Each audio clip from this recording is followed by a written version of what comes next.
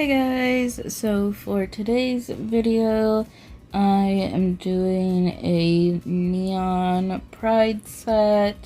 So to start off right now, I'm just applying some primer to my nails because I had, like sculpted them out and everything and like filed them and everything the day before I did any nail art. So I just wanted to make sure that like the polish was actually going to stick onto the nail.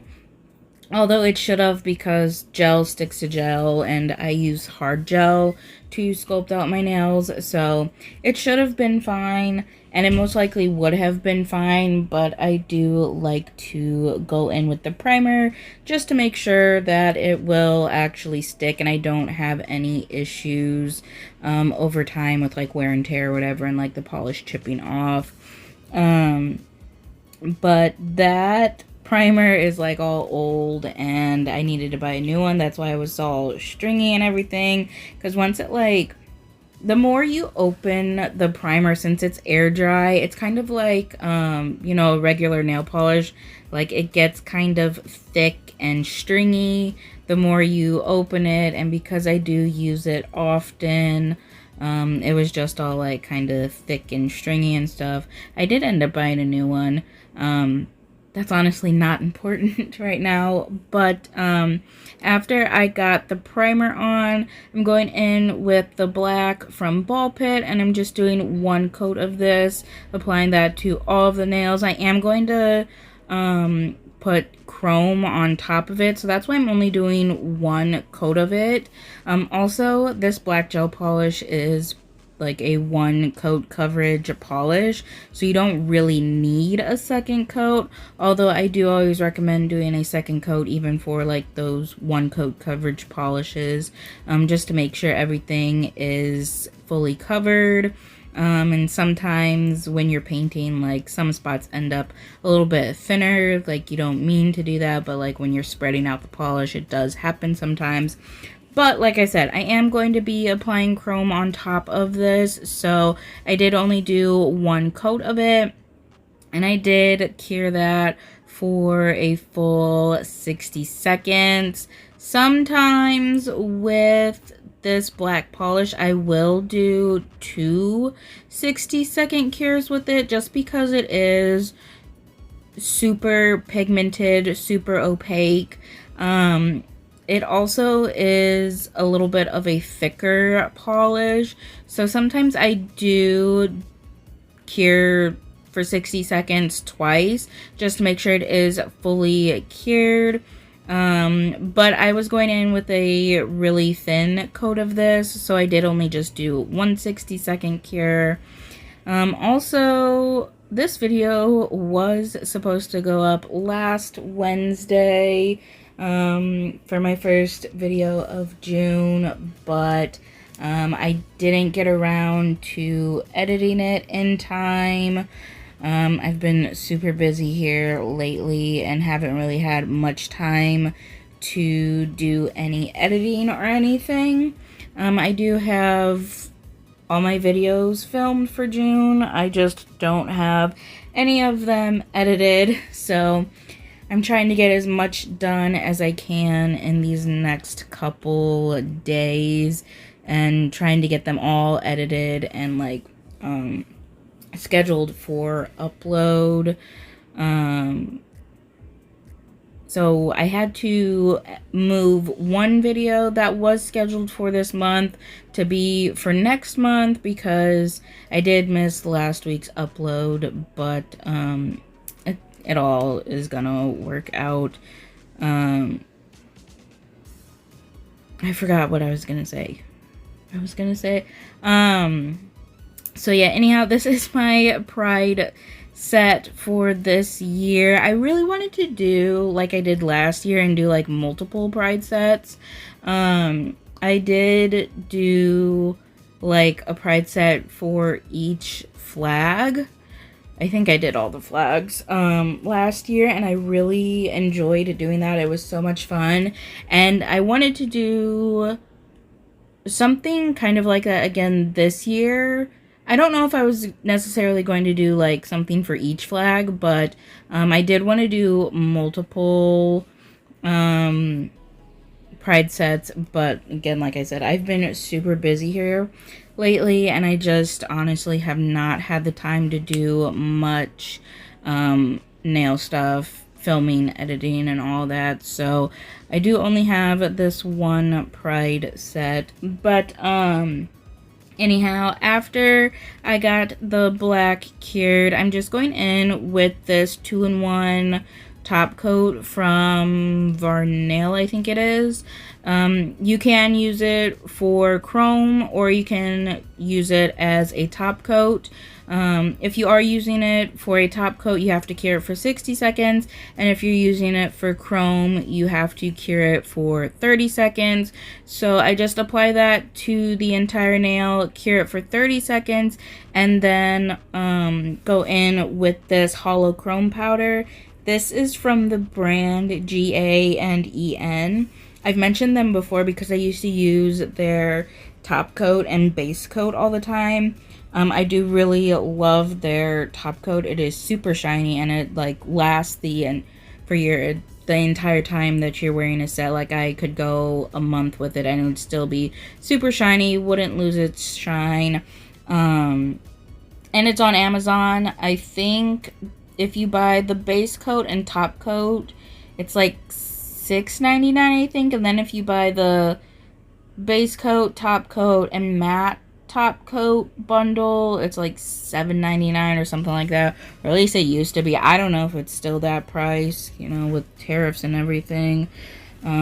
So the price may be a little different, but I do have it linked down below if you are interested in it. Like I said, I used to use this GA and EN brand all the time because it's one of my favorites. But the chrome is also from that. That's what I'm trying to get at. I think I said it, and that's how I got on this little tangent of the top coat and base coat. But anyhow, this hollow chrome powder is from GA and EN, again on Amazon. I'll have it linked down below, and it is my favorite hollow chrome powder because the hollow in it is so like intense and bright. I do have a hollow chrome powder from Born Pretty, and I do like it. It's just more of a subtle hollow, and I like a really bright, like in your face hollow, especially for what I was doing for this set. I definitely wanted that more in your face bright hollow, so that's why I went with this brand of hollow powder. And then, as you saw there, I am using the GA and EN base coat to seal in the chrome.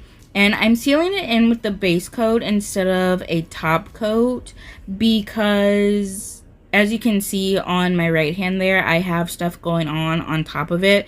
And I wanted to make sure that it would stick and not like peel off at all. I feel like if I were to have gone in with a shiny top coat, maybe even a matte top coat, although matte top coat tends to have a little bit of texture, so it might do better. But anyhow, with a top coat, there is potential for it to just kind of peel off because it is shiny and smooth, and I didn't want any of the marbling that I was doing on top to end up peeling off. So I did go in and seal the chrome in with base coat, so there would be that sticky layer. Also, base coat is meant to go under like gel polish and stuff, so that's why I went with the base coat. After I got that on, I did cure it for 60 seconds. And now I'm taking Beach Brat, Neon Heat, I think that's Spiked Lemonade, Best Buds, Mermaid Lagoon, and Grape Snow Cone, all from Ball Pit. The pink, orange, yellow, blue, and purple are all from, I think it's called the Hot Girl Summer. That might be wrong. It's her summer collection. And then the green is from the Flower Power collection. I wanted something really bright, really like neon. And And that is also why I went with pink instead of orange, because I feel like if you're doing neon rainbow, like neon yellow, or not yellow, neon red, like it's fine, but it does tend to look a little more orange. And I just feel like, in my personal opinion, if you're doing a neon rainbow, like the pink looks better than the red. I do have a neon red, but like I said, it does tend to look very orange, and it does look very similar to the orange that I used. Also, the rhinestones that I'm going to use, I'm going to be using some neon rhinestones. They don't have red for like the rainbow there. There's also not any purple in those rhinestones either. But anyhow, I wanted like the colors to match with the rhinestones, so that's kind of the two reasons why I went with the pink instead of doing a neon red. So I am just laying all these colors out next to each other because I am going to be doing some marbling. This is my favorite way to do marbling, is to just lay the colors out next to each other on a palette. If you wanted to, you could kind of like swirl them together to get more of a like swirled effect on them, make them a little more marbly. I don't usually do that. I think I've only done that a couple times, but for the most part, I don't usually do that because I feel like a lot of times the colors just end up mixing too much, and you get like it's too muddy and everything. So I do like to kind of keep them separate instead of swirling them on the palette. But like I said, if you want to, you can swirl them on the palette beforehand. Now I'm just going in and applying the Born Pretty blooming gel. I think it's like watercolored gel or something like that. I don't know. But it is just some blooming gel, and applying that to the entire nail, making sure I cover everything, even though I'm only going to be focusing putting the polish like in the middle of the nail and not so much on the sides. I did want to apply the blooming gel to the entire nail, that way it would like be able to spread across the entire nail and not just be like focused in one area, if that makes sense. Like it would spread to the sides as well, instead of just staying like up at in the middle or on the top, like where I'm placing it. And then I'm just taking a gel applicator brush, scooping all of the colors up and just kind of laying them down in a like squiggly pattern. You can lay them down however you want. If you want to just do like a straight line down the nail, or if you want to swirl them around a little bit like I am, you can really do whatever. And then once it's on, just kind of let it bloom out a little bit. And you can see right here, I am going in with some of the other colors and just trying to add them in. Like right there in that section, it was very like yellow orange heavy, and I did want to try to add a little bit of the other colors in there to kind of break it up a little bit. You will see me do that on the other nails. Like if I feel like there's a lot of one or two colors in one section, I will scoop up some of the other colors and like add them in that section to kind of break it up a little bit and to bring in more of the other colors. And then once I let it spread out a little bit, it does tend to pull down around like the sides of the nails. So I do take my lint-free wipe and just kind of dab it on the sides and wipe it on the underside to like soak up any of that excess. If you watched any videos where I've marbled before, you will see me run the lint-free wipe all the way down the side of the nail. But because this marble, I wasn't trying to cover the entire nail, I did want to leave some of that hollow showing through still. I only like tapped it on the side and let it just kind of soak up, and I might have had to do it like a couple times to get like all the excess off because I didn't want to drag any of that polish down the nail and cover any of that hollow that was still visible. I did go, and then let me backtrack here real quick. After I dabbed off the excess, I did cure it for about 30 seconds just to kind of lock it in place. And with marbling, I definitely recommend doing a full 60-second cure, maybe even longer, because you are taking a bunch of polish and just kind of globbing it on there. So you do want to make sure that it is getting cured like all the way. But for the purpose of like moving through this, doing this nail art fairly quickly, I did only cure for about 30 seconds before moving on to the next nail. And then once I got all of the nails done, I did do a final 60-second cure to make sure everything was completely cured.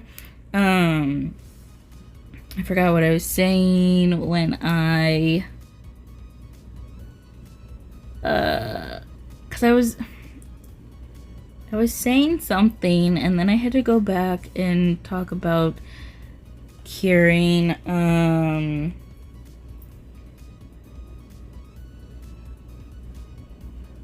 Oh, I think I was... No, I wasn't. I don't know. Okay, well, I can't remember what I was saying, and I don't really have a whole lot of time to get this voiceover done, so I'm trying to, like, do this all in one take. Sometimes I will, like, do one section of my voiceover over as many times as I need it for it to, like, make sense, or for me to, like, get a full like thought down said, because I tend to jump around a lot, like when I'm just talking, and like I don't like stay on track very well. I kind of like jump around. I always come back to the original point, but sometimes I forget. Anyhow, so I'm not doing the middle nail because that is going to have rhinestones on it. For the pointer and the thumb, I did scoop from the opposite side. So on the pinky and the ring, you saw I was scooping from the pink side first, going towards the purple, and now for the pointer and the thumb, I'm going from the purple to the pink. And as you can see, depending on the way your colors are in order, or the way you're scooping them up, it does give you a different look, and you see different colors more prominently. Like when I was scooping from the pink side first, you did see more of the like pink, yellow, and orange, whereas when I'm scooping from the purple side first, you are seeing more of the purple, blue, and green side. So when you're marbling, you just really mess around, see what you like, test it out, do whatever you want, try scooping from different angles and stuff, and see, like, you know, the different kind of, not color combinations, but like designs, I guess, or like patterns of colors that you can get. I love marbling. It's so much fun. And every time you do it, it always looks different. And even like each nail here looks so different from the other, because marbling just kind of has a mind of its own. Especially when you're using blooming gel to help like spread it out a little more. It's just so much fun. I love marbling. Anyhow, like I was saying, or I mentioned, if you use blooming gel, you don't have to use blooming gel if you are marbling. I do, because it, like I said, it does help to spread it out a little more and kind of give a little bit more of a marbled look, or like helps the colors to like swirl a little more than if you were to just like lay them straight onto the nail was what I was trying to say. I had to pause for a second because I just had like a whole coughing fit. Anyhow, so after I got the thumb, I think I already mentioned this. After I got the thumb done, I did go ahead and cure all 4 of the nails for 60 seconds, again to make sure that all of the marbling was completely cured and it wasn't like partially cured or anything like that. Okay, so I actually just went back to see if I could figure out what I was trying to say when I like completely forgot what I was saying. I was saying how, I was starting to say how I kind of went a little overboard with the marbling. Like, it wasn't my intention to do this much of it and to add as much as I did. I did want a lot more of the hollow to be visible. But once I started going at it, I just like kind of kept going. And I am really happy with how it looks. Like, I really love it and I love all the colors. It just wasn't how I was envisioning it to be at first. But actually I really do enjoy it and I love the like subtlety of the hollow in the background on those nails. And then after I got the marble done, I did just go ahead and top coat the nails. I'm using my shiny top coat from LGN. And then once I get that all on, I do cure for a full 60 seconds. Also, when I went back to listen, I noticed I was saying a lot. I also noticed I was saying like a lot. And I was getting on my own nerves. I don't know if I do that a lot. I feel like I probably do. Here I go again. I definitely, in like my everyday normal talking, I do say like a lot. I feel like that's a common thing amongst anyone who was born in like or grew up in like the 90s and early 2000s, because I feel like, you know, that was always the stereotype on like shows. I keep doing it, and now that I know that I'm doing it, it's driving me insane. But that was the stereotype on like TV shows and movies and stuff, was like the girls all saying like every other word. And I think growing up watching shows where that was going on, it just kind of like ingrained in my brain. I've noticed that actually, like with people, especially girls around my age, will say like a whole bunch. Also this that I keep doing, it's driving me insane as well. I'm trying so hard not to right now. I need to work on that. I do know I say a lot because that's kind of like my pause to try and think real quick about what I'm going to say and like gather my thoughts a little bit.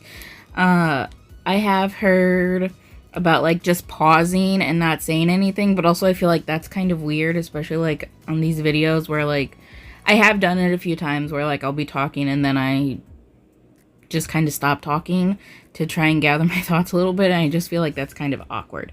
But anyhow, just wanted to apologize for that and how annoying that is, and anyone who's watching it and is like, can you stop, or find it absolutely unbearable to listen to me say and like 1,000 times in a video. I am so sorry about that. Definitely going to be working on that and trying not to do that as much. Hopefully I'll get to the point where I'm not doing it at all, but you know, work in progress. I've been talking like this for, you know, I'm gonna turn 30 in August. So, been talking like this for a really long time. You know, old habits die hard. Anyhow, also in the background, I feel like you can kind of hear my ceiling fan. Because I have it on full blast. I do live in Arizona, and it is, well, right now it's, what time is it? It's 11 o'clock at night, and it's like 90 something degrees outside. And during the day, it gets to be, you know, well over 100 degrees.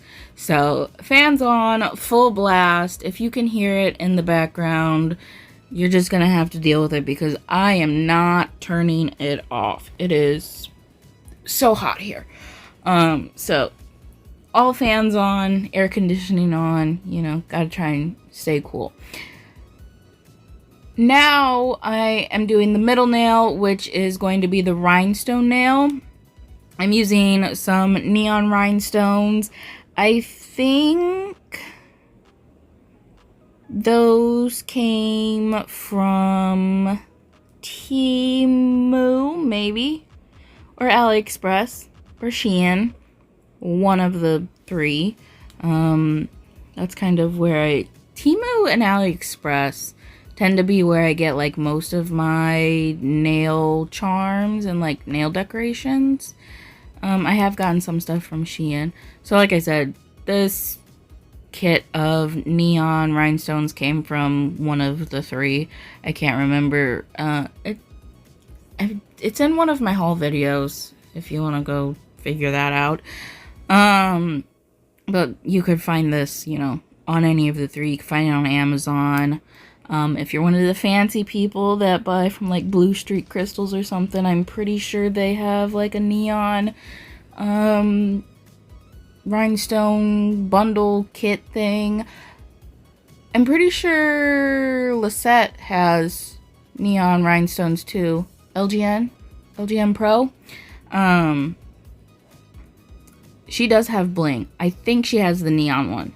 It might be out of stock. She might have it. I don't know. Again, you can go look for yourself if you want. But anyhow, I absolutely suck at doing like rhinestone placements, and I hate doing rhinestone placements because I'm not good at it. I actually went on Pinterest and looked up like rhinestone placements to get some ideas on what to do, and this is what I ended up coming up with, and I actually am really happy with how this looks. I'm definitely not one of those people that can just pick up rhinestones and place them on the nail and it looks good. I definitely have to lay them out and mess around and move them around and use different rhinestones to try and figure out what I'm gonna do on the nail. But anyhow, I am using, I think it's Maggie Cat rhinestone glue from Amazon. Last time I checked, it was not available, which is kind of really sad because I do want to buy some more of it. I do really like this rhinestone glue. It's super thick. I used it in my last junk nail set. I also used it for all the aquarium sets that I've done recently. I think there was something else I used it for. I don't know. I've used it quite often. In the last few videos that I've done, I'm really liking it. So I am kind of sad that it's not available anymore.